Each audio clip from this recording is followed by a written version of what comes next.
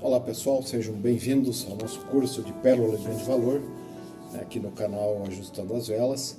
Pedimos para que os irmãos possam se inscrever e compartilhar para que mais pessoas possam ter acesso a esse conteúdo das Escrituras, né? E também estamos lançando um canal novo com os vídeos que eu já fiz lá na Central das Escrituras. No final da aula eu vou compartilhar com os irmãos qual que é o canal, ok? Então nós vamos para a nossa aula de hoje, aula número 6, de Pérola Grande Valor, e vamos com Moisés 2, né? Lembra que a gente só deu uma introdução em Moisés 2, usamos o verso 1, e hoje vamos continuar. E aqui está falando da criação da terra. Então, no verso 2 diz assim: e a terra era sem forma e vazia, e eu fiz com que trevas cobrissem a face do abismo, e meu espírito moveu-se sobre a face da água, pois eu sou Deus. Na tradução, sem forma e vazia, deve ser lido vazio e desolado. A palavra criada deve ser formada ou organizada. O profeta Joseph Smith já ensinou isso, né? Que essa palavra criar, a gente já até falou sobre isso, criar do nada não existe, né? Na verdade, a palavra usada seria organizada ou formada. E em Abraão a gente diz, lemos assim, ó, e eles, ou seja, os deuses, organizaram e formaram os céus e a terra, depois que foi formada, estava vazia e desolada. Então, pelo que parece, a terra foi criada, mas ela estava ainda vazia, era um elemento, um astro no céu vazio, sem nenhuma nada ainda sobre ele, a não ser provavelmente a água e a terra, né? Como a gente leu ali. E ele diz que eu fiz com que as trevas cobrissem a face do abismo. Parece que a luz estava brilhando antes disso. O universo provavelmente estava iluminado, na medida em que existia, e brilhou sobre a face dessa criação em embrião. De onde veio ou como foi produzido não é mencionado, mas o Senhor foi obrigado a criar escuridão para envolver a terra. Há muitas maneiras pelas quais isso poderia ter sido realizado. Não foi permitido brilhar no primeiro, segundo ou terceiro dia da criação, mas no quarto dia foi permitido dar sua luz à terra.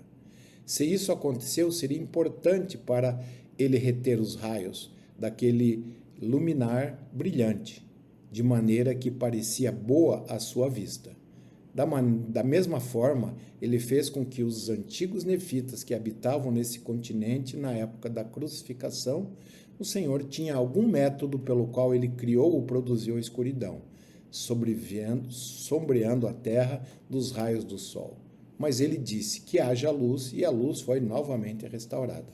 Isso foi dito por Orson Pratt, que foi um profeta antigo. Então, pelo que parece, houve uma necessidade nos 3 primeiros dias de que a terra não estivesse com luz nenhuma, mas estivesse sobre trevas e escuridão, ok?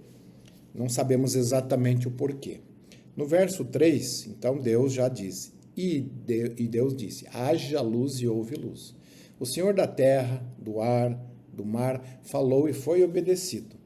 Ele era quem, em meio ao caos negro dos estágios iniciais da criação, havia comandado com efeito imediato que haja luz.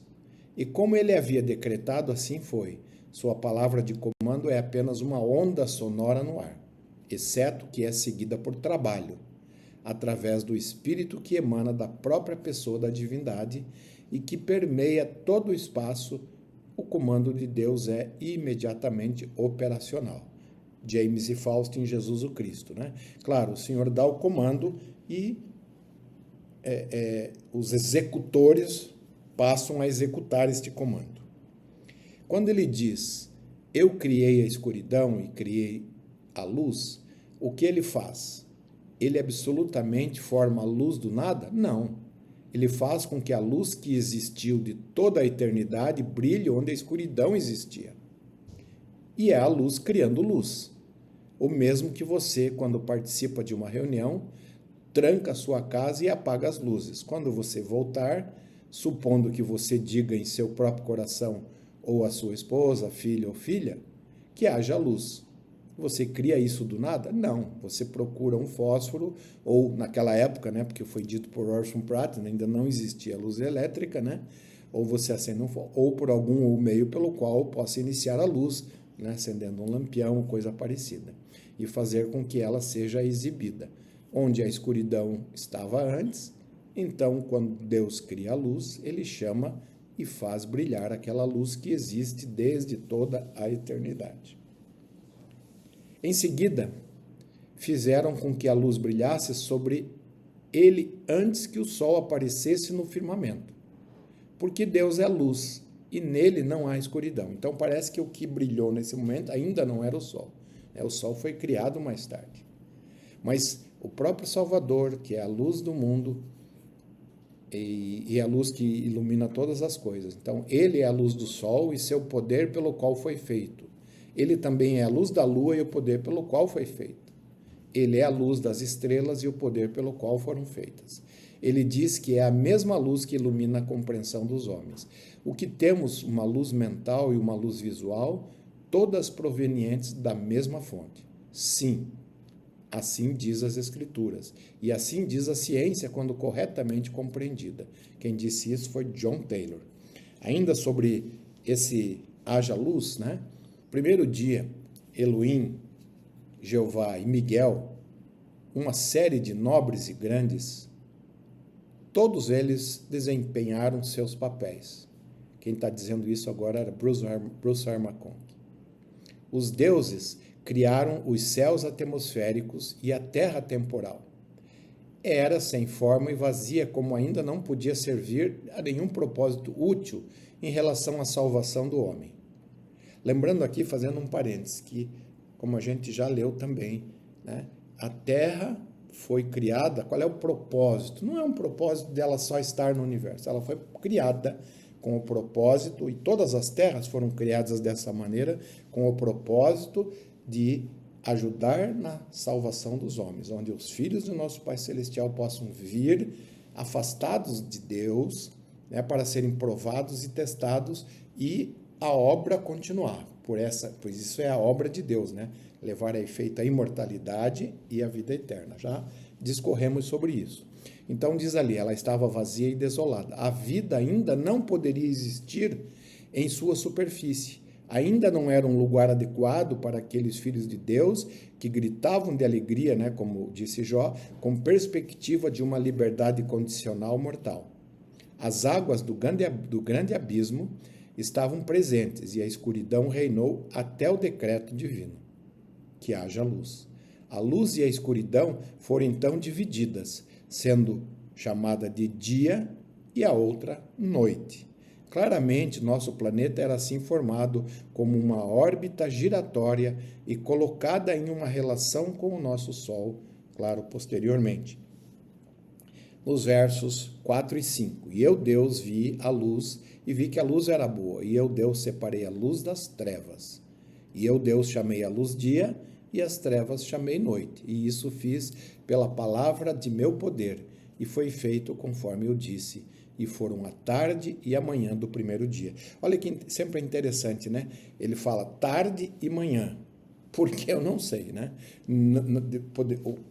O normal seria manhã e tarde, mas aqui ele diz tarde e manhã. O porquê disso nós não sabemos, ainda não foi revelado, porque está escrito assim, diz assim, né? Agora, esses dois estados de ser em que nossa terra existia são chamados primeiro a noite e segundo a manhã. E a noite e a manhã foram o primeiro dia.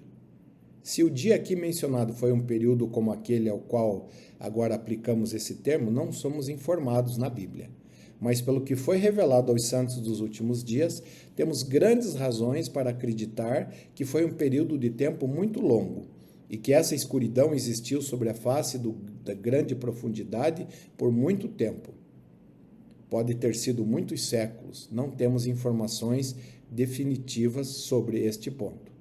Já falamos, já expusemos, né, as teorias sobre esse tipo. A que eu acredito é que realmente é essa, não sabemos quanto tempo durou esse período, né, os dias da criação. né? Mas para nós não importa. Um dia a gente, como a Escritura diz, no milênio a gente vai saber todas essas coisas. E aí, no verso 6 diz assim: E eu, Deus, tornei a dizer, haja um firmamento no meio da água. E assim foi feito, como eu disse. E eu disse, separe ele das águas e das águas. E assim foi feito. As águas acima, né? Firmamento é o céu. As águas acima do firmamento são uma referência às nuvens e às águas que existem na atmosfera acima da terra. O significado do firmamento, como encontramos em Gênesis capítulo 2, versículo 8, como dado no dicionário padrão, é a extensão do céu. Enfim, é o céu que a gente olha. A palavra firmamento, de acordo com seu significado original, conota algo compacto, sólido ou firme. Ok? Segundo dia. Nesse dia, as águas foram divididas entre a superfície da terra e os céus atmosféricos que a cercam.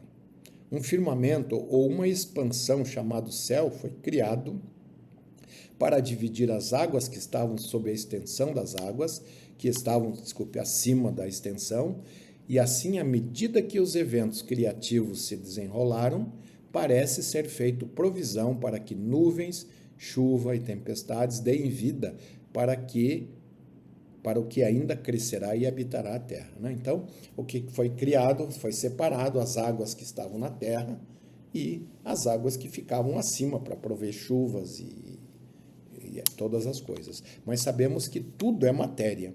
Né? O ar que temos aqui é matéria. As nuvens são matéria, são águas que se acumulam nos céus. Nos versos 7 e 8. E eu, Deus, fiz o firmamento e dividi as águas, sim, as grandes águas sobre o firmamento, das águas que estavam acima do firmamento. E assim foi como eu disse. E eu, Deus, chamei o firmamento os céus, e foram a tarde e a manhã, o segundo dia. De novo, né? A tarde e a manhã, o segundo dia. Vamos agora para o verso 9. E eu, Deus, disse, ajuntem-se as águas que estão debaixo dos céus e em um só lugar. E assim foi.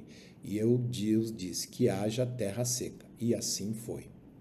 Irmãos, toda a água foi reunida em um só lugar. Isso significa que a terra estava em um só lugar, não é? E você não tinha uma variedade de ilhas e continentes. Quem disse isso foi Joseph Fielding Smith. Então, parece, e a ciência prova isso, né? Nós já vamos falar um pouquinho mais sobre isso, né? Que a terra foi criada onde dizia uma parte era terra e o resto era tudo água. Não havia separação hoje como temos os continentes. Esse termo que a ciência usa chama-se Pangeia. Né? Eles dizem que, na verdade, houve uma grande movimentação em que foi separado os continentes, aí surgiram as ilhas. Né? Então, parece que isso realmente existiu. Aí, continuando, na manhã da nossa criação, a reunião das partículas foi realizada sob leis tão regulares, harmoniosas e sistemáticas que não havia elevações da terra acima da água. Todos os estratos sucessivos pareciam ter se organizado em uma forma esferoidal perfeita, em conformidade com as leis da gravidade e rotação, como se tivessem sido uma substância fluida. Mas logo veio o mandamento para que as águas fossem reunidas em um só lugar e para que a terra seca ou sólida aparecesse. Pelas revelações que Deus deu, não há dúvida, mas houve uma mudança maravilhosa. Por elas, aprendemos que os continentes oriental e ocidental eram um só, enquanto as águas ocupavam as regiões polares do nosso globo. O que ele está afirmando aqui o apóstolo Orson Pratt, né? Dizendo aquilo que parece, toda a terra era coberta de água. E aí, quando o Senhor separou, mandou uma parte das águas para cima, apareceu a terra seca, né? Apareceu a parte onde as pessoas poderiam vir habitar e ficou uma parte terra e uma parte mar. Ok? Acho que fica bem entendido isso. Nos versos 9 e 10, a gente lê, e eu, Deus, disse, ajuntem-se as águas que estão debaixo dos céus em um só lugar. E assim foi. E eu, Deus, disse que haja terra seca. E assim foi.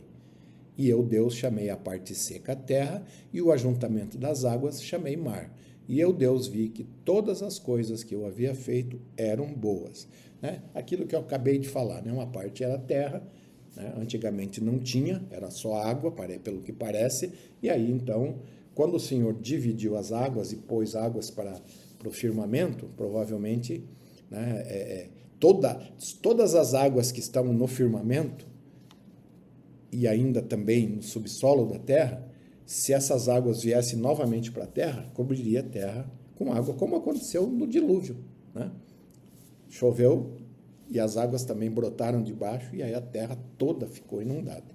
Tá? Então, o que parece aqui, que daí o Senhor, então, fez com que as águas fossem para uma parte para cima, no firmamento, com as nuvens, né? E também as águas foram, talvez, reprimidas no subsolo. A gente sabe que tem muita água no subsolo da terra. Então, o terceiro dia, este é o dia em que a vida começou. Nele, as águas sob o céu foram reunidas em um só lugar, e a terra seca apareceu. A terra seca foi chamada terra, e as águas reunidas se tornaram um mar. Né? O Bruce R. McConkie só reforçando o que a gente falou. Tem algumas escrituras que eu quero compartilhar para reforçar isso. Né? Lá em Gênesis 10, 25, diz assim: E a Éber nasceram 2 filhos. O nome do primeiro foi Peleg, que significa divisão, porquanto em seus dias se repartiu a terra. E o nome do seu irmão foi Joctã, em inglês dividida. Né? Então, parece que a terra, nessa época, é que apareceram as divisões. Os teólogos, né, que talvez não conheçam mais outras escrituras, né, afirmam que essa divisão era no sentido que, isso aconteceu depois da Torre de Babel, era no sentido de que as pessoas se dividiram em países e foram... Né, também aconteceu isso, né, porque quando foi confundida as línguas, né, as pessoas se uniam com quem se entendia. Provavelmente as famílias, né, ficaram, a gente aprende isso lá em Éter, né, algumas famílias ficaram falando a mesma língua e eles então foram se dividindo.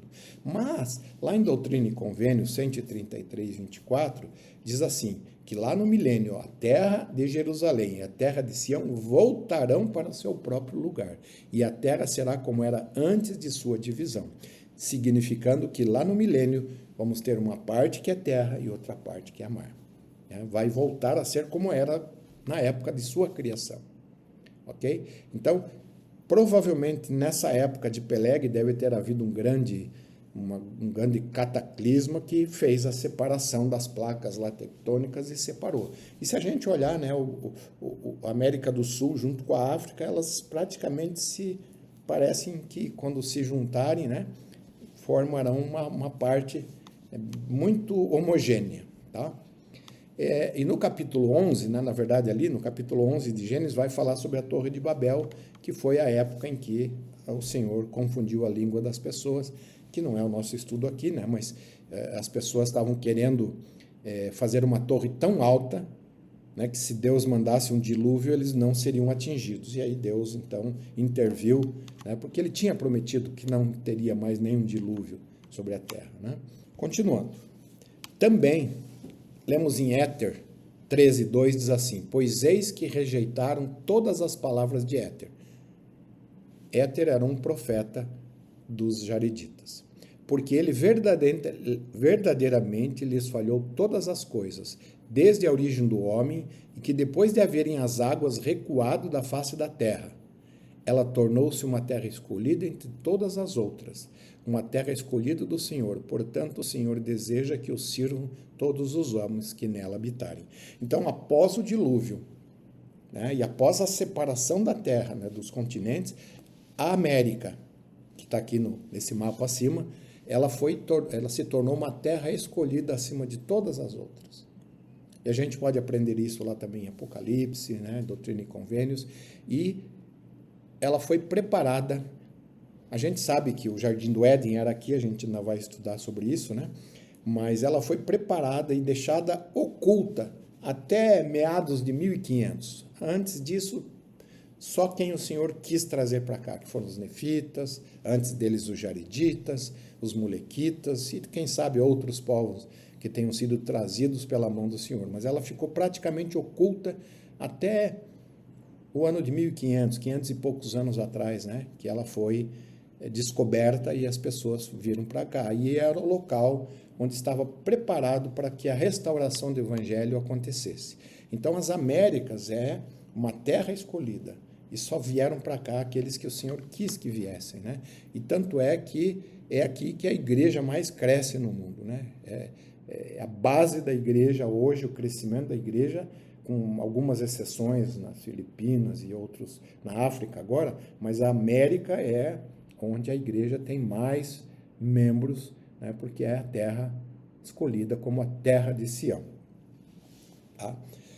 No verso 11, e eu, Deus, disse que a terra produza a relva, que dê semente, a árvore frutífera que dê frutos segundo sua espécie, e a árvore que dê fruto, cuja semente esteja nele, sobre a terra, e foi como eu disse.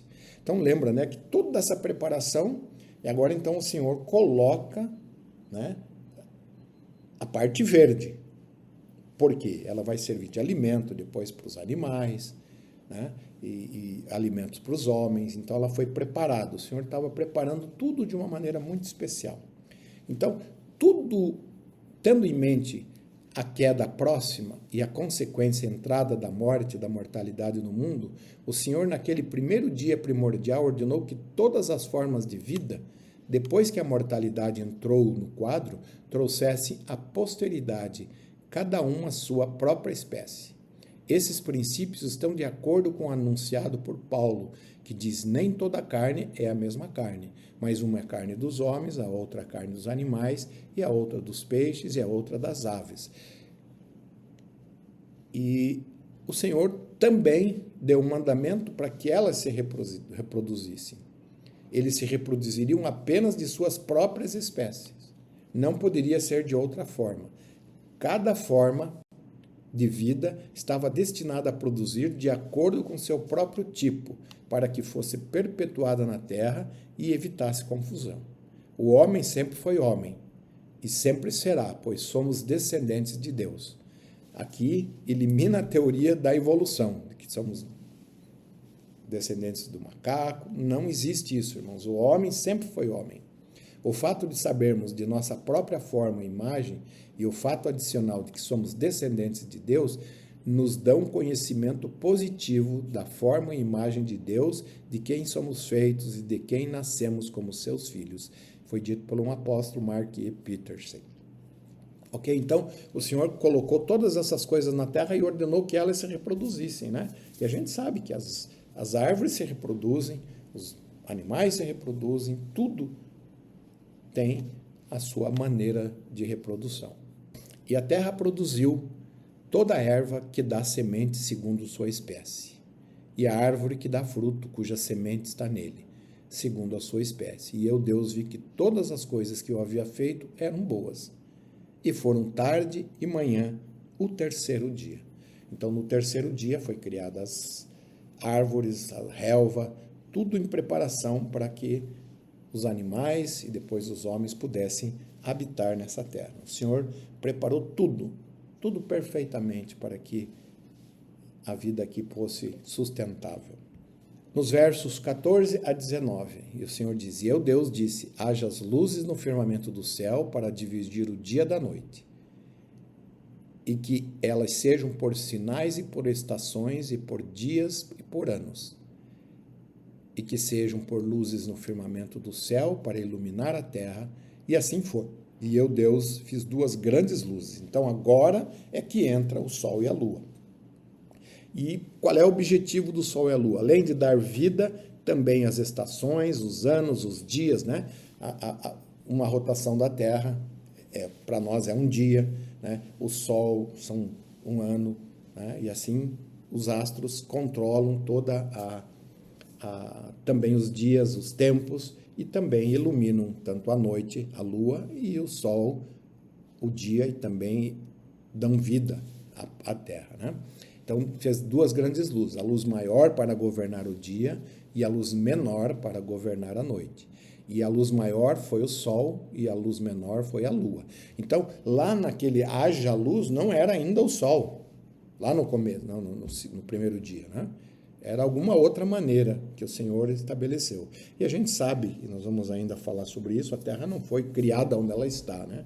Ela foi criada muito próximo de Colobe, que é o planeta, o astro central, né? O mais próximo ao trono de Deus, que governa todas as terras que o Senhor cria. Tá? Nós vamos falar mais sobre isso ainda na frente. E também as estrelas foram feitas de acordo com a minha palavra. E eu, Deus, coloquei-as no firmamento do céu para iluminar a terra, e o sol para governar o dia, e a lua para governar a noite, e para separar a luz das trevas. E eu, Deus, vi que todas as coisas que eu havia feito eram boas, e foram a tarde e amanhã o quarto dia. Depois que sementes em todas as suas variedades foram plantadas na terra, olha o termo que o de Bruce Herman, plantadas na terra, não quer dizer que o Senhor usou uma varinha mágica. Foram trazidas, com certeza, de algum outro lugar as sementes e foram plantadas na terra. E depois que essas brotaram e cresceram, depois que cada variedade foi preparada para produzir frutas, sementes de sua própria espécie, os criadores organizaram todas as coisas de tal maneira que tornassem seu jardim terreno um lugar produtivo e bonito. Eles então organizaram as luzes na extensão do céu para que houvesse estações e uma maneira de medir dias e anos, como a gente falou agora há pouco. Não temos como saber quais mudanças ocorreram nos céus atmosféricos ou siderais, mas durante esse período o Sol e a Lua e as estrelas assumiram a relação com a Terra que agora é deles. Pelo menos a luz de cada um deles começou a brilhar através das névoas de elevação que envolviam a terra recém-criada, para que eles pudessem desempenhar seus papéis com referência à vida em todas as suas formas, como ela brevemente estaria sobre a nova terra. Né? Então, tudo isso foi preparado para que o homem pudesse depois pudesse habitar os animais também. Os versos 20 e 23, e eu, Deus, disse, produzam águas abundantemente, criaturas viventes que se movam e aves que possam voar sobre a terra no livre firmamento do céu. E eu, Deus, criei grandes baleias e toda criatura vivente que se move, que as águas produziram em abundância, segundo sua espécie, e toda ave alada segundo a sua espécie. E eu, Deus, vi que todas as coisas que eu havia criado eram boas. E eu, Deus, abençoei-as, dizendo, frutificai e multiplicai-vos, e enchei as águas do mar, e multipliquem-se as aves na terra. E foram tarde e manhã o quinto dia. Então, depois que a terra já estava preparada, né, tanto com água doce, água salgada, frutas para que os animais, as plantas, as aves pudessem se alimentar no mar, os grandes peixes, os peixinhos, para que servissem de alimentos para os peixes maiores, tudo foi preparado, né? E em seguida, então, no quinto dia vieram os peixes e aves e toda criatura viva cuja morada é as águas. Seus criadores os colocaram na terra recém-organizada. Interessante, colocaram, né? Quem está falando isso também é o de Bruce Herman. Claro, o Senhor colocou eles de algum planeta ou de algum lugar, um planeta, vamos dizer assim, dispensa, ou um local onde o Senhor tem as espécies que vão habitar cada um das suas criações. E colocaram na terra recém-organizada e eles receberam o comando: sejam frutíferos e multipliquem e encham as águas do mar e deixem as aves se multiplicarem na terra. Este comando, como com um decreto semelhante dado ao homem e aplicável a toda a vida animal, eles não poderiam então guardar, mas logo seriam capazes de fazê-lo. Por quê? Porque antes da queda não havia morte, não havia reprodução. Só depois da queda que esses animais também começaram a se reproduzir. Anexado a esse mandamento de multiplicar, estava a restrição enviada pelo céu que as criaturas nas águas podiam multiplicar-se de acordo com sua espécie. e que cada ave alada só poderia multiplicar-se de acordo com sua espécie. Né? Não havia provisão para a evolução ou mudança de uma espécie para outra. Mais um reforço a respeito da evolução. Né? Não houve esse tipo de situação. Cada um podia se multiplicar de acordo com sua espécie. Versos 24 e 25. E eu, Deus, disse: produza a terra criaturas viventes segundo sua espécie, gado e coisas rastejantes e bestas da terra, segundo a sua espécie. E assim foi. E eu, Deus, fiz as bestas da terra segundo sua espécie, e gado segundo a sua espécie, e tudo que rasteja sobre a terra segundo a sua espécie. E eu, Deus, vi que todas essas coisas eram boas. Os animais que vivem na terra foram colocados na terra. Por seu poder todo-poderoso, ele organizou a terra e tudo que ela contém, a partir do espírito e do elemento, que existem coeternamente com ele. Inclusive, os animais são coeternos com Deus, sempre existiram, né? Mas foram organizados de uma maneira como eles são. Ele formou cada planta que cresce, cada animal que respira, cada um a sua própria espécie, espiritual e temporalmente. Aquilo que é espiritual sendo a semelhança do que é temporal, e do que é temporal a semelhança do que é espiritual. Então, antes desses animais estarem na terra, eles foram criados espiritualmente. Então, eles eram espíritos, eles têm espíritos. Assim como nós temos espírito, eles também têm espírito. E onde é que a gente aprende isso? Doutrina e Convênios 77.2, que acabamos de ler agora, né? Falar agora. E ele fez o girino e o macaco, e o leão e o elefante, mas ele não os fez à sua própria imagem, nem os dotou de razão e inteligência divinos. No entanto, toda a criação animal será aperfeiçoada e perpetuada no além, cada classe em sua ordem ou esfera distinta, e desfrutará de felicidade eterna. Esse fato tem sido feito claro nessa dispensação. Está lá em Doutrina e Convênios 77.3, né?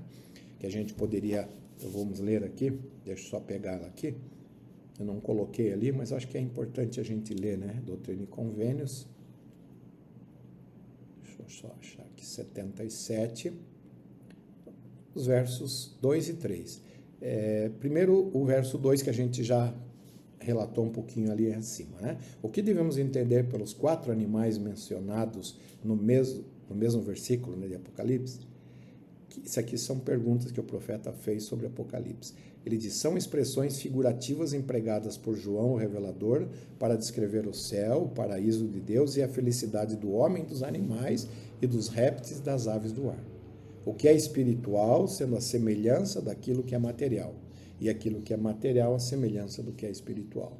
E o espírito do homem, a semelhança da sua pessoa, como também o espírito do animal e de todas as outras criaturas que Deus criou. E o verso 3, ele fez a pergunta, era: os 4 animais limitam-se aos próprios animais ou representam classes ou ordens?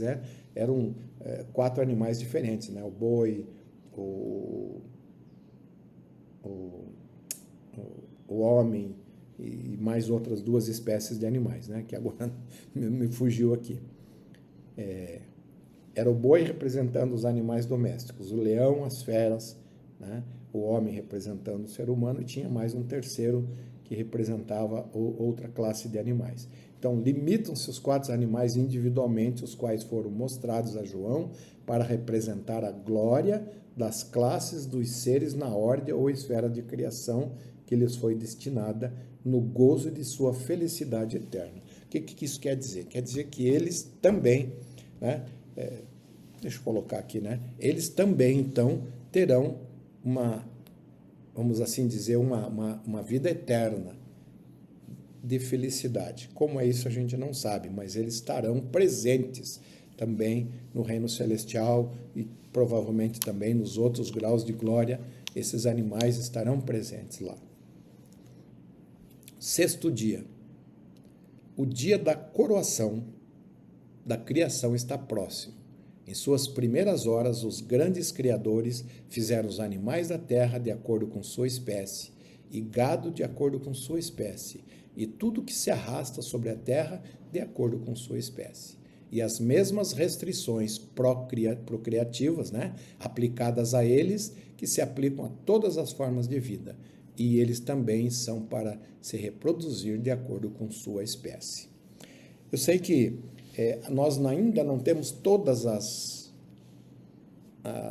informações de como a Terra foi feita. O Senhor deu só uma pincelada, né? Então, ainda hoje a ciência e a parte da Escritura não conseguem se alinhar, né? Para os homens é muito fácil dizer, aquilo lá tem de 100 a 200 milhões de anos, mas olha que diferença grande, né? De 100 a 200 milhões de anos. É uma diferença muito grande, né? E outra coisa, nós não sabemos também quanto tempo demorou para a Terra ser criada. Nós não sabemos também que os materiais, eles estão eternos, então eles estão 100 bilhões, talvez mais, né? Porque eles nunca foram criados do nada, eles sempre existiram, foram organizados como uma terra, né? E sabemos que o Senhor, então, colocou nessa terra certos animais que a gente conhece, né? Eu não sei se em todas as terras são os mesmos, mas provavelmente tenha animais iguais, e talvez alguns diferentes, como aqui já teve animais que hoje não temos mais, né? Mas o Senhor proveu todas as coisas. E um dia, tanto a ciência quanto a teologia vão estar juntas, né? Isso vai acontecer, com certeza, no milênio, ok? Então, hoje nós vamos ficando por aqui e vamos, na próxima aula, falar, então, sobre a criação do homem, né? Trazendo na Terra. Como eu tinha comentado lá no comecinho, que eu falei que os outros cursos, eu já dei o curso A Casa do Senhor, né? Que fala sobre o templo, o curso sobre o plano perfeito, que é discorrendo de todas as doutrinas, desde inteligências até exaltação. Todas as principais doutrinas, né, ou doutrina principal da igreja está lá nesse curso Plano Perfeito. Também esse curso A Expiação Infinita, que eu dei também, está baseado, né, ele é 95% do livro A Expiação Infinita, do Elder Callister, que é o melhor livro que fala sobre expiação. Ele abrange de uma maneira fantástica a expiação. Foi dado esse curso e também o curso do livro do Apocalipse, verso a verso também. Então, esses 4 cursos estão lá nesse novo canal que eu estou começando agora, chama-se A Doutrina Divina. É só olhar ali, procurar, talvez tenha outros parecidos, mas procura com a foto, né? Com a minha foto ali, e também ele está lá, @Jagger_Silva, que é o meu sobrenome, né? E os irmãos poderão se inscrever naquele canal, se desejarem, e aqueles que quiserem assistir esses cursos também estão lá disponíveis nesse novo canal, ok? E aqui, então, por hoje nós ficamos por aqui. Voltamos na próxima aula, então, com a criação do homem e a continuação do curso de Pérola de Grande Valor. Vocês podem notar que nós estamos ainda é a 6ª aula e estamos só no capítulo 2, porque tem tanta coisa que a gente gostaria de comentar e falar, né? Por isso é chamado Pérola de Grande Valor, uma pérola realmente, né? Ela tem nuances sobre a criação que não tem na Bíblia, né? E tem outras nuances que a gente aprendeu lá no capítulo 1 de Moisés, que foram suprimidos da Bíblia e aqui em Pérola de Grande Valor foram restauradas através do profeta Joseph Smith. Então, deixamos essa aula com os irmãos em nome do Salvador Jesus Cristo. Amém.